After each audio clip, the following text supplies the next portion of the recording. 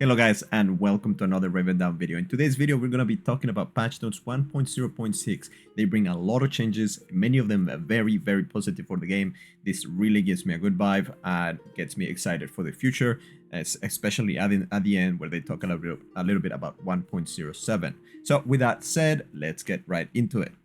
So right off the bat, at the beginning of the patch notes, we are told about the level progression changes that we're going to touch more in detail here in a little bit.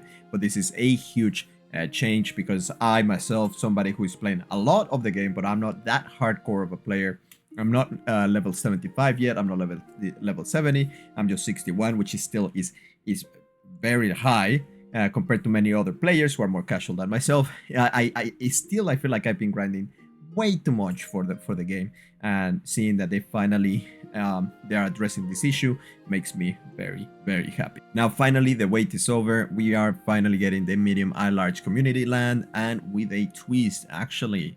So now with these updates, players will now be able to own up to 3 pieces of land. That's correct. So you're going to be able to own one of each. However, the rule of owning just one piece of land of open world land still applies, meaning that if you have a open world land like myself, I have a medium house in the open world, I can only own a small and a large community land, which I think is okay, since in that way you still give a value to that open world land. But this is a major change because these will make it so a lot of the mats in the market, a lot of the stuff that are currently in the market, are gonna plummet in price and balance out, which I don't see it as a bad thing.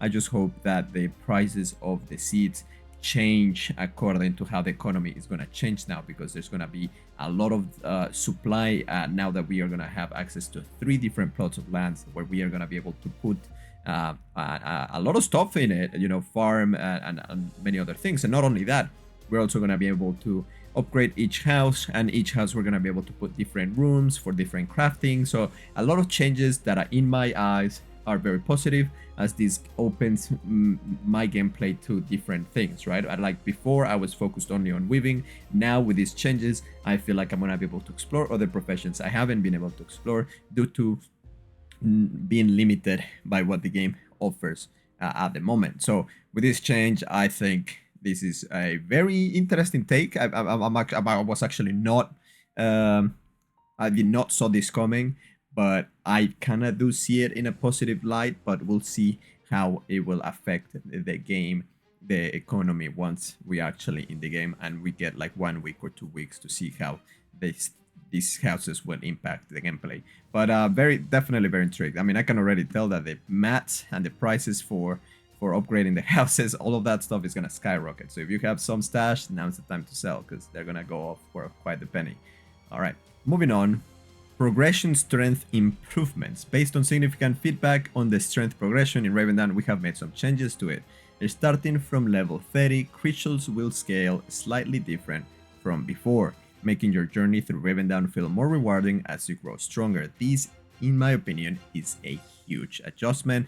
This is something very positive, as I been playing for so long. As I grow stronger, higher in level, I feel like I'm dying more often. I feel like the difficulty of the mobs is harder, and there's so many like I'm not getting that feeling that I usually get from other MMOs, where I feel like I'm actually stronger. I can take on different, you know, harder tasks, right, and so on. Right now, I feel like everything's still very strong, and I cannot really progress. I'm very stuck, right? Perhaps it's because my items are very bad. Perhaps I'm just a bad player. I don't know, but I feel like this adjustment will definitely help me and many other casual players out there feel a better, satisfying progression. Moving on, we got a new item called the milk tea. This will be available from the bartender at the tavern in Ravencrest. This tasty beverage is obtained for 4,000 silver and boosts your next 50,000 experience by 20% for a total of 10,000 experience. That's very nice. Additional players legacy level 20 and above will receive up to 3 soulbound milk teas daily based on their legacy level when they log in. This is great. Again, another system to try to push that experience gain for everybody. Try to make it so everybody else starts to level up a little bit faster. Now, another highlight of today's update is the cooling spawns, which is intended to create more natural PvP encounters. So let's read and see what this is all about. So these are random and temporary enhancements to existing level 40 plus spawns, meaning that anything below that level will not get these drops. Okay, that's interesting. So this is probably a system for higher levels, which I think is a good call. This will drop into a new inventory item known as Cooled Eyes. Cooled Eyes can be obtained through traditional looting methods. However, similar to Tradepacks, if you die while possessing of Cooled Eyes, they will drop and leave behind a bag that other players can pick up. You will not receive any infamy for killing a player carrying Cooled Eyes. I think this is great. I mean, if you don't want to be carrying the Cooled Eyes, you can just drop them. You don't need to pick them up, but this is very nice. I actually like this system. I mean, it sounds nice. We don't know how nice it will actually be. Once we actually start playing, we'll get a better idea. While holding Cooled Eyes, players will be prohibited from using teleportation and shrines. Remember that, guys. So you will have to walk from wherever you are to deliver it to the NPC that you have to deliver it. The quantity of Cooled Eyes a player is carrying will be displayed under the nameplate, similar to visibility of Tradepacks. Okay, there is a daily turn-in limit of 200 Cooled Eyes, alright, after which the reward of experience and down essence will diminish to prevent mass boosting. I think this is a nice limiter because there is definitely a million ways to abuse the system. The reward from Cooled Eyes is experience and down essence, which is both very valuable resources, so that I'm happy to hear. That's how it's gonna work. Now we got this image here. I want to see just how much it's gonna deliver, and that is 2,000, 90 down essence and 2,000 experience. So 2,200. So you only need to do a quick math, and you will quickly know that the max amount of experience you can gain from Cooled Eyes in a day without getting any diminishing returns would be 400,000 experience, which I think is pretty good. Not that crazy.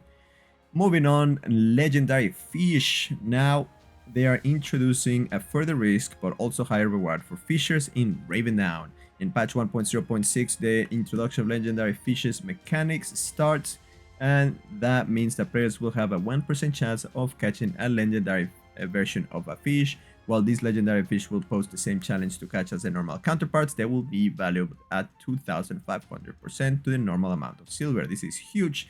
Makes me excited to try fishing with these. It's gonna be way more enjoyable than the current very boring mechanic that it is, right? So this is great.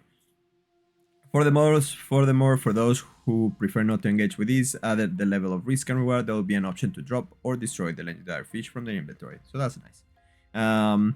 From what I understand, because I was watching Nighter's stream, you cannot destroy them while in combat, so keep that in mind. Moving on, there is more fishing buffs. We have increased the base silver yield from all fish by 15%. Additional players will now drop minimum 10 regular fish instead of 5 upon death. That's a great, again, higher risk, higher reward change, which I like. I approve this. This is good. Very nice. Tradepacks infamy changes. Recently, we announced that infamy gains from killing a player carrying tradepacks will be reduced to 50% of the standard amount. Now we have decided to eliminate this penalty entirely. This is a great change. I love this because Tradepacks was just an easy money. There was pretty much no risk on the Tradepacks. I do Tradepacks all the time, and from 100 Tradepacks I deliver, I only get ganked once, right? Like, it is such a high reward, low risk activity, and with this, maybe a lot of people will now finally start ganking Tradepacks, which is what it's supposed to be, right? You are supposed to have a high risk, high reward kind of mechanic. So I'm happy to see this. Now, don't be afraid though. If you're somebody who does want to just chill and do Tradepacks on P-Zone, you can still do that. So don't worry about that. Moving on, optimizing channels high capacity. So this is, I mean, if you guys want to read this, you guys can do that. I mean, just by reading the title makes me happy that they're still working on optimizing the game. That is always something positive. That is something I always would like to see. So that's nice. Moving on. Cinder Skull bundle. Oh my god, look at these skins. This is badass. Oh my god, look at that freaking skin on the boat. It looks fantastic. Oh, and the Moa and the And then look at how cool is that card? Jesus, it's tempting. It's tempting. I really like it. Okay, that's cool. All right, moving on. General changes. Increase the party experience bonus from 10 to 15%, add a +2 bonus for each additional member over the initial 2. This is huge. This is very nice because I, in my guild, like to do a lot of activities with my members, and sometimes we just don't do them or they don't want to do them because the experience is so little. So I'm very happy to see that they're doing something about it for those people who like to play in groups. Additionally, we got unlocked the obtainment of the two-handed sword player outfits cosmetic. This is great because now I am actually playing with a two-handed sword. So seeing that we actually get cosmetics finally makes me very happy because I want to look like gods from Berserk, and I already know what I need to do that. They also added 10 additional unlockable inventory and bank rows. This is very nice. Also, another highlight will be the 26 new Rangers Company tasks from Elder Coast and 15 tasks from Frost Steppes. Or no, I read that wrong. It's 26 total new Rangers Companies tasks, 15 in Elder Coast and 11 from Frost Steppes, which is very, very, very freaking good because I was tired of doing the same over and over and over again. Another highlight will be that they added waypoints in the Hadarak Desert. That's very nice, especially if that waypoint is over to the east side. And that would be great. There is another small highlight here, that is that they applied some adjustments to the Coldstone Fox family. This is a very popular grinding location, and I'm sure a lot of people are going to be mad about this, and other people will be very happy. So this place is pretty much getting nerfed because people were being able to AoE farm 40-50 mobs at the same time, something crazy. It was pretty crazy. It was probably the best location for AoE like grinding at the moment, but they nerfed it. So moving on, they apply adjustment to the next trade packs unlocking requirements, which is cool, I guess. And there is a lot of changes and readjustments on the effort system. If you want to read that, feel free to pause right now and read it. And then there is a lot of adjustments on the experience and silver gains from some story quests, which is again something nice. I do appreciate that. Now moving on, they are applying some adjustments in rune enchantment to guarantee that all stats and weapons are being properly covered by them. So Fierce Lesser Rune of Glory reduced impact from 16 to 8, and the Fierce Lesser Rune of Evocation increased impact from 8 to 16. Increased, my bad. They increased it. So, and they finally fixed the runes on the big runes that I knew. There was always 2 runes that said impact plus 30, impact plus 30, and clearly one of them was precision. So we are finally get access to be able to buy 30 precision from the Gilead and the Glazforge runes. So that's huge. And down here we have a small video talking about the new the shrines from the desert. So that's really nice. I'm very happy to see that there's multiple different shrines. That's nice. Let's see where they at actually. Let's see. He clicks it and we got one there and one there. Oh, nice. So one right south of Ravencrest, and the other one is completely on the east side. So that's fantastic. Now let's go ahead and read about the fixes. Let me see if there's anything worth mentioning. Frozen Soria task, Rangers Company, Groundless Forge are now correctly working. I believe this was an issue for a while, so thankfully that now is fixed. And now the trade packs are not losing the war mode bonus value after that anymore. This is a massive change because before you will gank on the war mode channel and you know the person died, you take the trade pack and you will sell it for less value due to the person dying and losing that war mode bonus value. So that's great. That's a great change. I'm very excited for that. Very, very, very, very excited. Apart from that, there is nothing else that is really, fix exotic relic item with F interrupt being properly displayed during the quest, creating matter before task 6. I'm stuck on this quest, so maybe this fix finally lets me finish it. Very happy about that. Very happy about that. Okay. That's fantastic. And finally, patch 1.07 and beyond. A key focus for us in the version 1.07 and beyond will be on developing significant mid to late game objectives level 50 plus, with an added emphasis on group and guild based gameplay. Some of these objectives are already outlined on a roadmap, such as guild wars for strongholds, etc. etc. In addition to this, we are concentrating on more frequent day-to-day objectives, including consistent group-based boss challenges. That's a very nice. So boss incoming, world bosses events. There we go. Dungeons. Hell yeah, looking forward to that. And ether gates, PvE plus PvP 1v1s, and possibly 2v2 events. This is great. This is great. I'm very excited for that, and I really hope they deliver on 1.07. We are also introducing a highly request feature to the Rangers company task, the ability to share tasks with your group. This is massive, and I need it. I really need it as fast as possible, because I want to be able to play with my friends. We acknowledge that there is still much to enhance in Ravendawn to ensure it stands as formidable as possible in the MMORPG for years to come.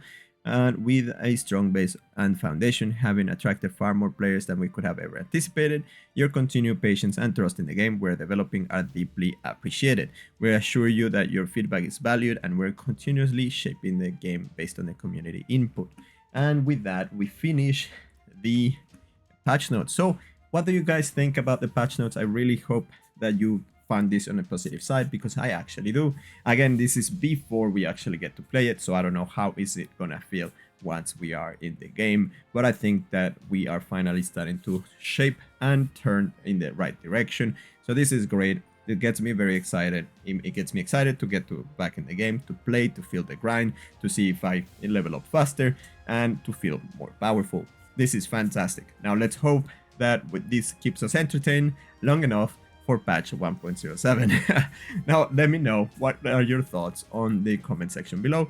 If you agree with me or you disagree, did you like the patch notes, did you not, and I don't know, whatever you want to share. With that being said, I am Tote Torres. It's been a pleasure, and I will see you in the next one. Take care.